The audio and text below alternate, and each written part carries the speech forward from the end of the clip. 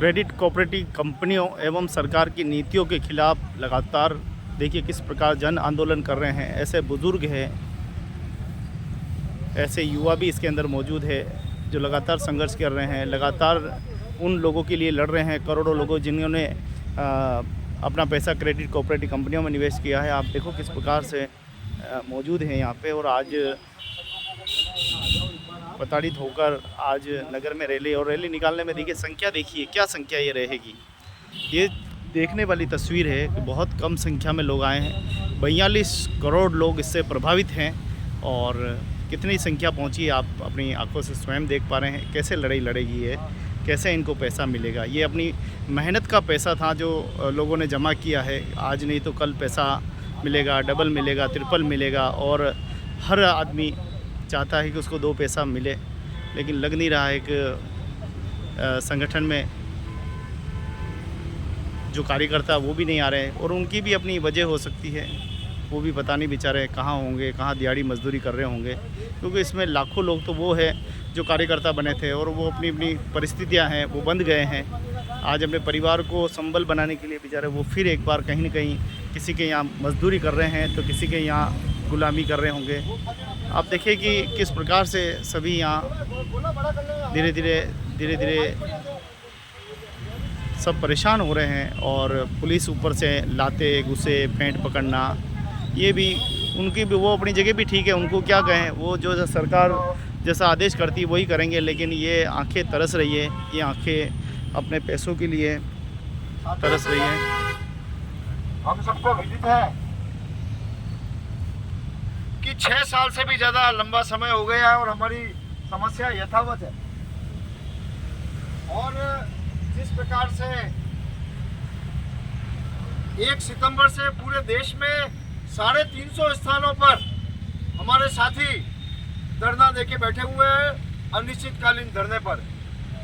उसी क्रम में उदयपुर में भी 1 तारीख से ये धरना चल रहा है।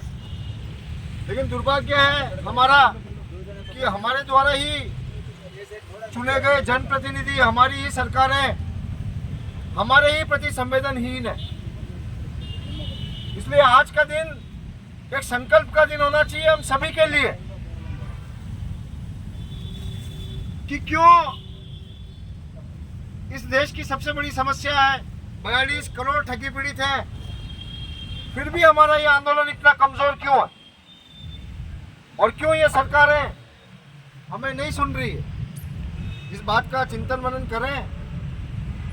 और आज हमारे बीच ठगी पीड़ित जमाकर्ता परिवार के प्रदेश अध्यक्ष महावीर जी भी आए हुए हैं कोटा से, ब्रिजमोहन जी योगी साहब जो हमारे प्रदेश संयोजक थे और शुरू से इस आंदोलन से जुड़े हुए, और कई साथी हमारे चित्तौड़ से भी आए हैं, भीलवाड़ा से, बाहर से भी है, केरवाड़ा, डूंगरपुर सब से भी हैं। तो अब इस आंदोलन को किस प्रकार से आगे बढ़ाया जाए, ये हमारे सबके सामने सामूहिक चुनौती है।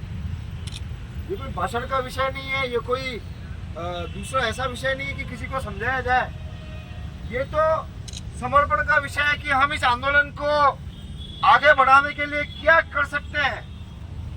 बिना किसी की या किसी का बयान नहीं है, किसी को निमंत्रण नहीं दिया जाएगा। इसलिए अपने स्तर पर, तहसील स्तर पर, अपने गांव में जहां जहां भी हमारे साथी हमारे संपर्क में हैं, उन तक सूचना पहुंचे। और ये जो अनिश्चितकालीन धरना शुरू हुआ है, ये अब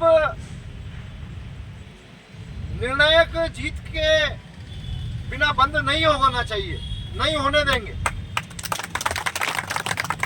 क्योंकि दुर्भाग्य है हमारा कि जब तक किसी की जान नहीं जाती, जब तक कोई मरता नहीं है, बड़ा हादसा नहीं हो जाता है, तब तक ये लोग जागते नहीं, आंखें नहीं खोलते। इसलिए अब हमें एक बड़े स्तर पर और निर्णायक स्तर पर इस आंदोलन को ले जाने की जरूरत है। और मैं चाहूंगा कि एक बार हमारे प्रदेश अध्यक्ष महोदय भी ये जो अनिश्चितकालीन धरना है, इसकी क्या रणनीति है, क्या लक्ष्य है, क्या उद्देश्य है, और हम सामान्य निवेशकों के लिए कोई सूचना हो तो मैं चाहूंगा कि आप प्रदेश अध्यक्ष महोदय हमें सूचना से अवगत कराएं। फिर हम सभी यहाँ से मौन रूप में कलेक्ट्रेट पे जाके मौन तोड़ेंगे। बैनर, जिन साथियों के पास बैनर है आगे बैनर लेके चलें और कलेक्ट्री पे जाके हम कलेक्टर साहब से इस बात का विरोध दर्ज कराएंगे कि जिस प्रकार की बदतमीजी, दुर्व्यवहार हमारे निवेशकों के साथ किया, उसके विरुद्ध हमें कानूनी कार्रवाई चाहिए। इससे कम हमको कुछ मंजूर नहीं है। हम कानून कायदे में विश्वास रखने वाले लोग हैं, हम अनुशासन में जीवन जीने वाले लोग हैं, और हमारे साथ ऐसा दुर्व्यवहार, ये बहुत शर्मनाक है इस सरकार के लिए। तो आज से ये हमारे उदयपुर के निवेशकों के आत्मसम्मान को, भारत के प्रत्येक 300 साढ़े 300 स्थानों पर ये धरना चल रहा है, वहां जोर शोर से उठाया जाएगा। और जब तक ये सरकार अपनी गलती नहीं मान लेती और ये जिन अधिकारियों ने ये बदतमीजी की है उनके खिलाफ कानूनन कार्रवाई नहीं करती, तब तक हम इस मुद्दे को छोड़ने वाले नहीं हैं।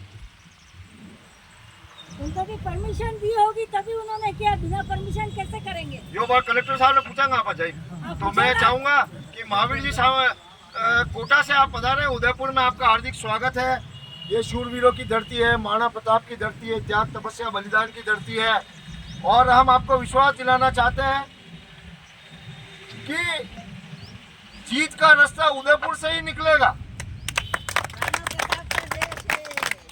इसलिए और अब हम उदयपुर वासियों के सामने भी एक चुनौती है, क्योंकि हम लड़ने वाले लोग हैं, स्वाभिमान के लिए जीने वाले लोग हैं, हम त्याग करने वाले लोग हैं। तो इस देश का सबसे बड़ा जो ये घोटाला है, सहकारिता घोटाला, देश के सबसे ज्यादा अगर पीड़ित किसी एक समस्या से थे वो इस भुगतान की समस्या से है। इस समस्या में का समाधान हम मेवाड़ से जरूर दिलाकर रहेंगे देशवासियों को। इसी आश्वासन के साथ मैं चाहूँगा कि महावीर जी और उसके बाद हमारे योगी जी भी हमारा मार्गदर्शन करेंगे। धन्यवाद। सभी को प्रणाम, माताओं बहनों और सभी भाइयों को। दोस्तों, हमें सबसे पहले तो ये समझना होगा हम कर क्या रहे हैं।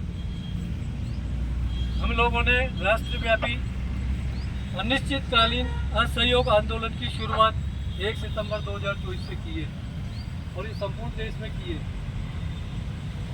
अभी तो कई लोगों को यह भी पता नहीं है कि असहयोग आंदोलन होता क्या है। और मैं आपकी जानकारी के लिए बता दूं कि ये 104 साल के बाद इसकी पुनरावृत्ति हो रही है। गांधी जी ने 1920 में ये आंदोलन शुरू किया था। तो हमको अपने साथियों को समझाना है कि आप लोग इस देश के लिए एक क्रांतिकारी आंदोलन कर रहे हैं। इस देश की जो व्यवस्था खराब हो रही है, चाहे वो कानून से संबंधित हो, चाहे वो प्रशासन से संबंधित हो, सभी व्यवस्थाओं को हमने दुरुस्त कराने का हमने बीड़ा उठाया है। और उसमें हम लोग केवल यहाँ पे आज क्यों नहीं आ पाए, ये बड़ा सोचनीय विषय है। क्योंकि जब एक परिवार के साथ कोई भी घटना हो जाती है तो हजारों परिवार रोड पर आ जाते हैं, लेकिन यहाँ पे लाखों परिवारों के साथ ये घटना हुई है। उन सबके साथ ठगी हुई है, लेकिन वो स्वयं के लिए भी बाहर नहीं आ रहे। ये एक बहुत बड़ी शर्म की बात है। हमें अपने साथियों को समझाना है, क्योंकि लोगों को लगता है आप पता नहीं किसके लिए लड़ाई लड़ रहे हैं। कई लोगों को तो ये पता सब ये लड़ाई जो है एजेंटों की है। कुछ लोगों को यही नहीं पता कि सब हम निवेशक हैं, हमारा पैसा भी हमको मिलेगा। कानून की जानकारी नहीं है। और मैं प्रशासन और शासन से कहना चाहता हूँ कि जब आपने कानून बना दिया वर्ष 2019, तो फिर उसकी अनुपालना क्यों नहीं कर रहे हो? इसका मतलब आप लोगों को अभी भी बेवकूफ़ ही बना रहे हो।